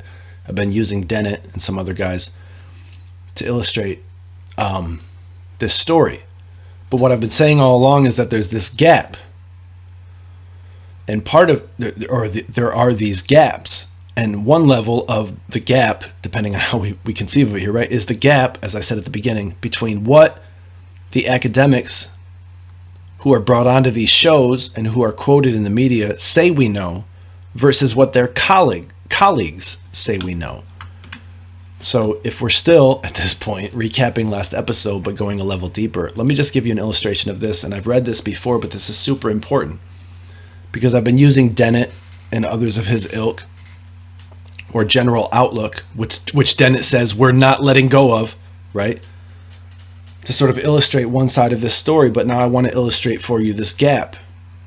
This is a gentleman who is a philosopher of mind, and he holds the general outlook, materialism, naturalism, whatever you want to call it here, that Dennett et al. Hold. See, I'm not arguing from the other side. I'm giving you an illustration of the gap between because what the folks like Dennett, who are always brought out onto these shows and quoted in these articles and get the popular sort of airtime, sort of microphone time or radio time, get the record spins, right? What they would have you believe is the story is obvious. But part of the gap, or one of the gaps, consists in the fact that their colleagues, their peers in that field are like, no, that's not true. Even though we hold this outlook that Dennett's like, we're not giving this up. Even though they're materialists, even though they're naturalists, whatever you want. They're like, no, this story is false. So I guess I should illustrate that briefly. I quoted this passage, I think, from Darwin to Donald Trump, which was the first series. I'm going to quote it again. This is William Lycan, a famous philosopher of mind from the University of North Carolina. I think I found this paper on his personal website. I know it's published somewhere, but a lot of times a professor will publish certain papers on their personal university website. I think that's where I found this. This guy's a materialist. Please hear me. This is so important. He shares the outlook that Dennett says we're not giving up. So what's at issue here is not the outlook. It's whether the story is true. All right? Listen to Lycan. This is just a paragraph, an opening paragraph from his paper. Okay? This is super revealing. This series is called Mind the Gap. Lycan says, quote, I have been a materialist about the mind for 40 years. Ever since I first considered the mind-body issue, or the mind-body problem, as the philosophers sometimes call it. He says, let me just stop. What's the mind-body issue? If the mind is a totally different thing from the body, if the immaterial is a totally different thing from the material, as expressed by the terms immaterial, right? If they're two totally different things, how could they interact? Remember, we said this problem was taken to be fatal for Descartes and the old, ancient way of looking at things. That was then eventually supplanted and finally understood by Darwin, right? He says, I've been a materialist about the mind for 40 years, ever since I first considered the mind-body issue. So when he came to this argument that was given against Descartes' defense of the story, way of looking at things, he was like, yeah, that's fatal. So he represents this view that thought, well, clearly this old, according to the story, way of looking at things can't be defended. Therefore, the mind is the brain in some way. We'll figure it out. It's got to be the brain. The mental is the mental is the material. Okay? Neurons explain everything. This is the neurocentric view that I think Gardner or what's his face was talking about in the previous quote, in one of the previous quotes. He says, I've been a materialist about the mind for 40 years, ever since I first considered the mind-body issue. Now listen, He says, this is so important. He says, in all that time, what time? 40 years. In all that time, I have seen exactly one argument for mind-body dualism that I thought was even remotely convincing. Or even beginningly. He says prima facie convincing. He just means remotely convincing. What's mind-body dualism? The idea that the mind is different than the body. The idea that the mind and the brain are different things. He says, I've seen exactly one argument for that view that I thought was even started to be convincing. And he says, he goes on, he says, and like many other materialists, I have often quickly cited, referenced, appealed to. He says, I've often quickly cited the standard objections to dualism that are widely taken to be fatal. What does he mean by widely taken to be fatal? He's talking about the story. According to the story, Descartes tried to give some final rigorous philosophical defense of this kind of religious-y way of looking at reality, flesh and spirit, mind and body, immaterial and material. Descartes tried to give some final defense of that, but it failed. And Lycan says, like most other materialists, I've often quickly cited the standard objections to that view that are widely taken to be fatal. Notoriously, for instance, the dreaded interaction problem, which we just talked about. If the two things are totally different, if they share nothing in common, how could they interact? Well, they can't, because to interact is to have something in common. Well, if they can't interact, then my decision, mind, cannot cause my action, body, to take a sip of beer. Can't do it. But we know it does do it. Therefore, dualism has to be false. Lycan says, like many other materialists, I took that objection to be fatal, the dreaded interaction problem. Now you might be saying, well, Nick, I thought you were quoting Lycan as an example of the other side of the gap. You're just reinforcing Dennett and the whole. No, I'm not done.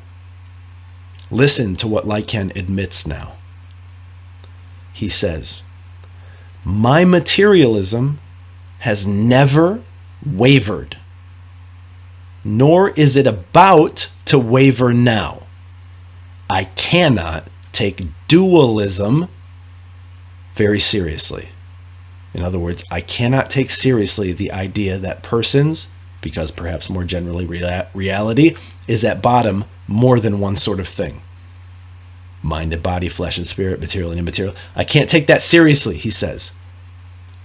Now listen, this is such an amazingly candid, honest admission, such an amazingly insightful.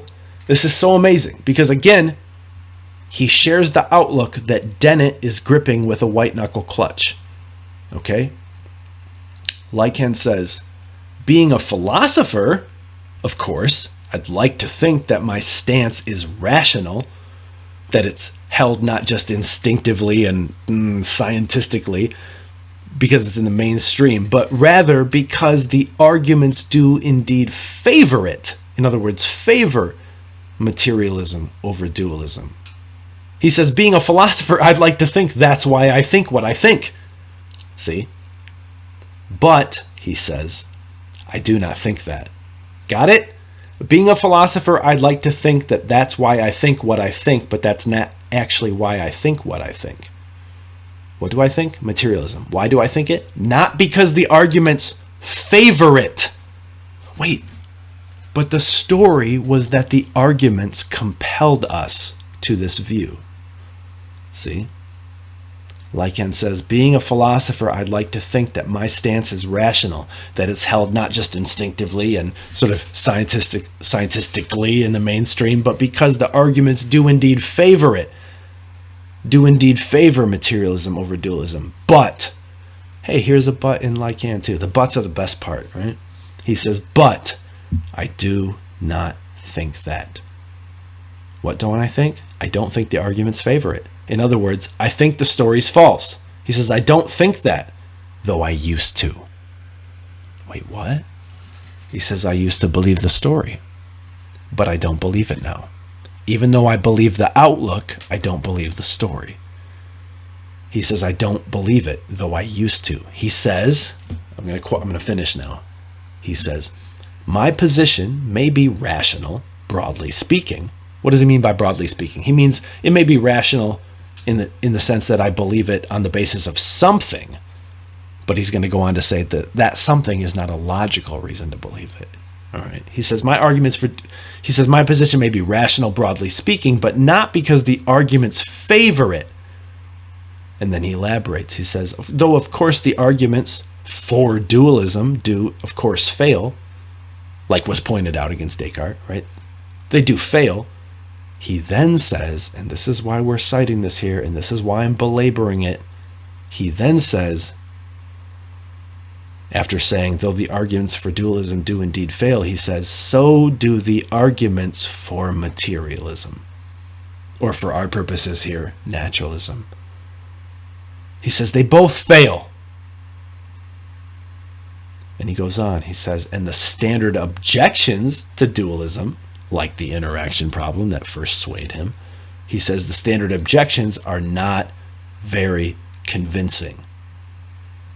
He says no one should be impressed by them. And then he says at the end of the paragraph, he says, my purpose in this paper that he's introducing here, he says, my purpose in this paper is to hold my own feet to the fire and admit that I do not proportion my belief to the evidence.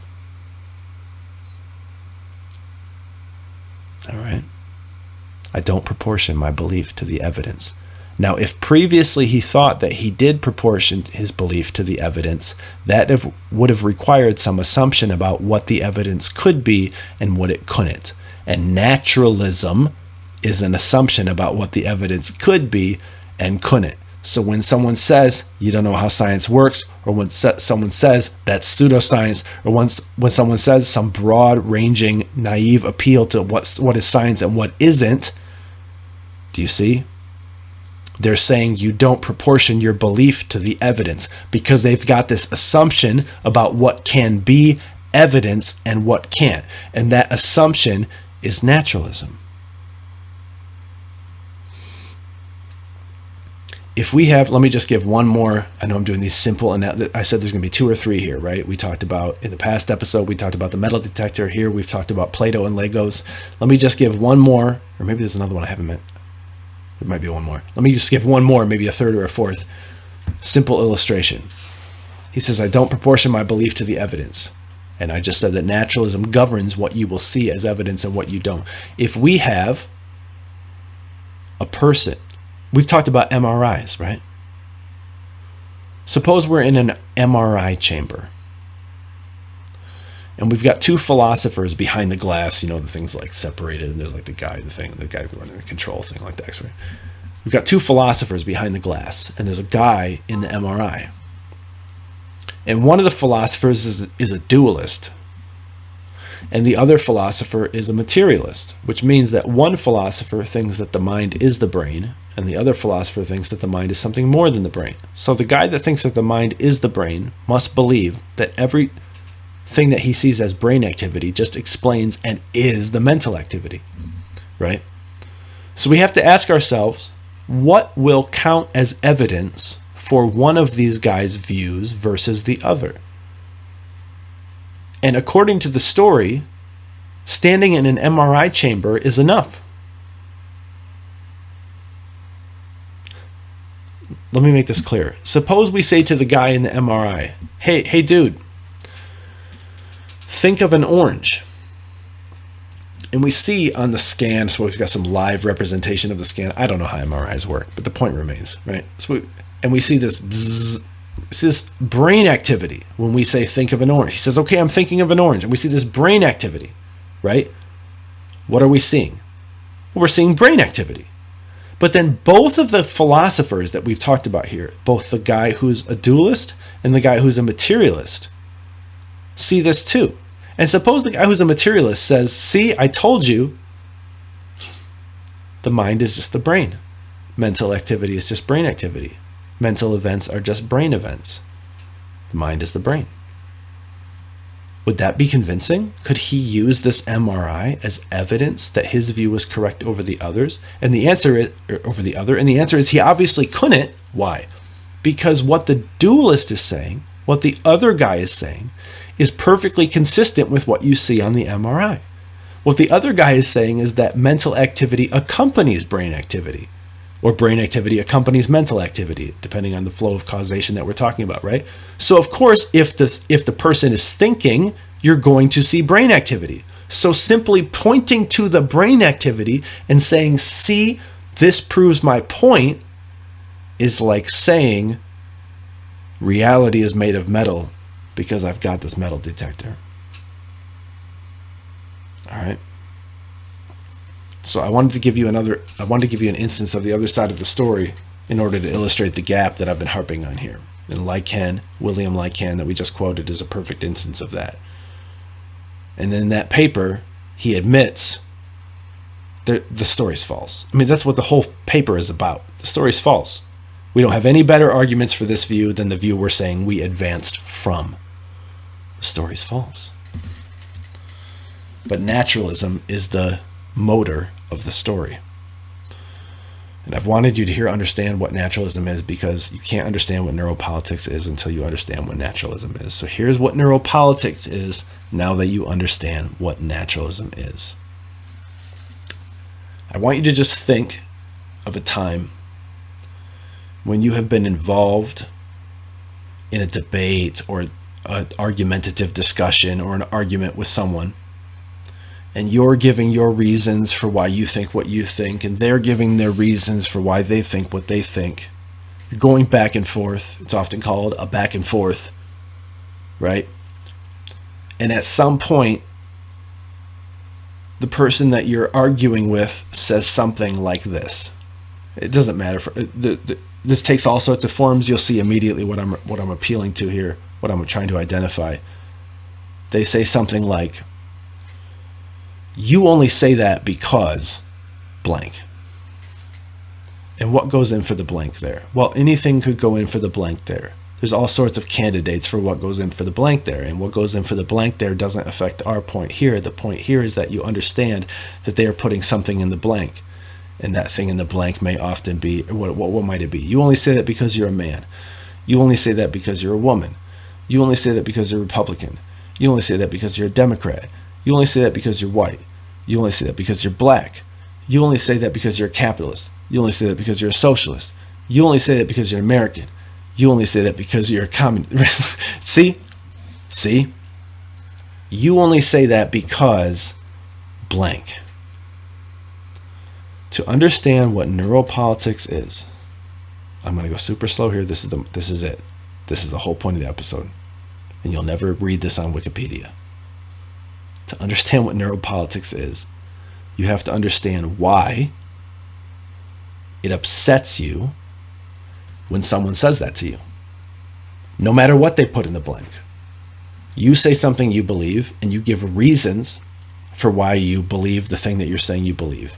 And the person in response, instead of addressing the logical or truth value or inferential value of those reasons, they discard those reasons and they say, no, you only say that because you're a man. You only say that because you're a woman. You only say that because you're a Republican. You only say that because you're a Democrat. You only say that because, right?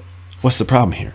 It's a basic logical fallacy. The problem is those things have no logical bearing on the truth of what the person is saying. So what you're doing when you say, you only say that because, or what they're doing to you when they say, you only say that because, is they are saying the real reason you think what you think is a reason that is something less than a reason and more like a cause. It's a non-rational cause. Your belief, you may have it, but you don't hold it for the reasons that you think you do. It comes about in a different way, and that different way is, you'll notice amongst all these examples that we posited, Republican, Democrat, woman, capitalist, right? They're all non-logically related to the truth of the assertion. I know that was a mouthful.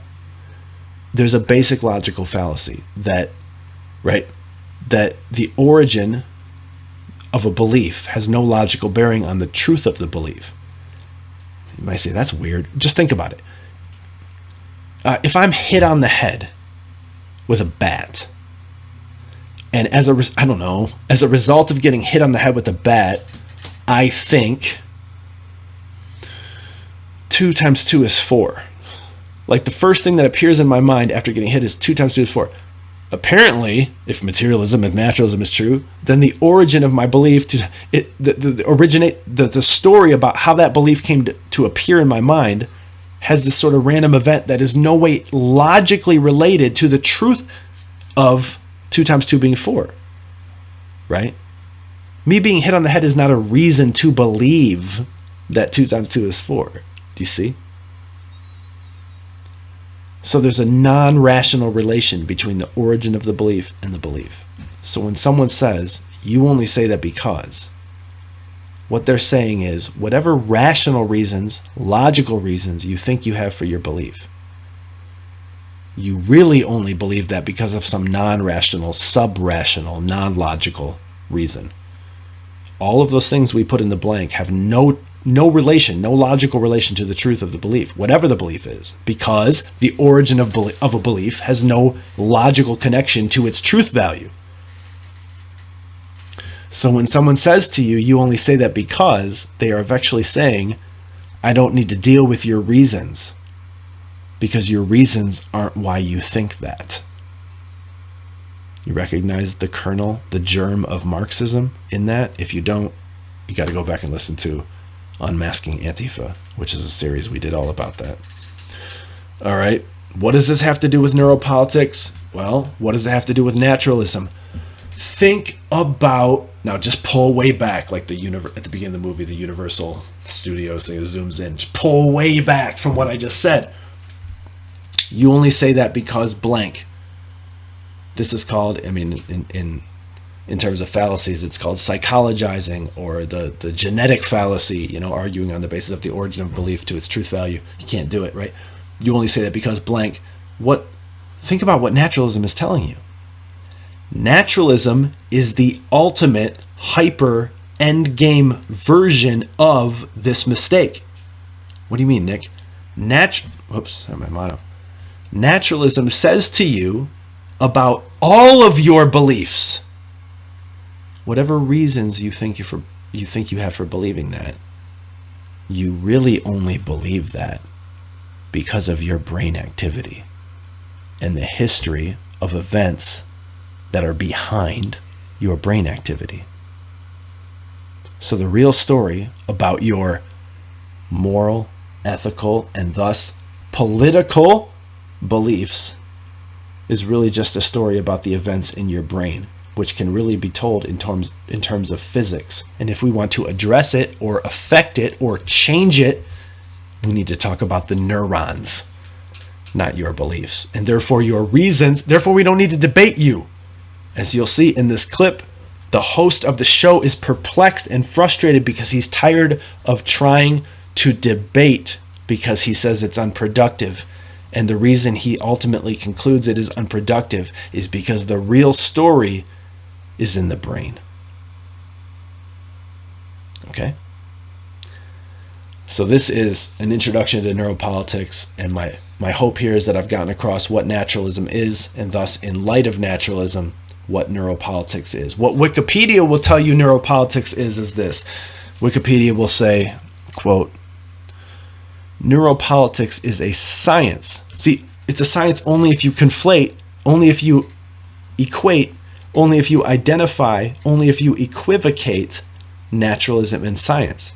But to equivocate those two things is to make the mistake of the metal detector guy. Okay? But Wikipedia says neuropolitics is a science which investigates the interplay between the brain and politics. Why would it do that?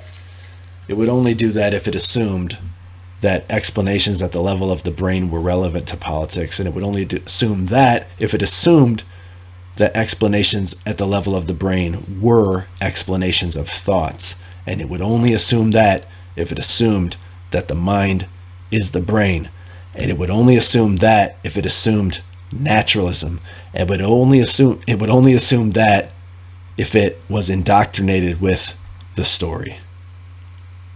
Okay, so this has been an introduction to neuropolitics, and we'll be back with an even deeper dive in the next episode, which will be episode 54, part 4 of the series, unless we throw some random freestanding episode in between. Anyways, there it is.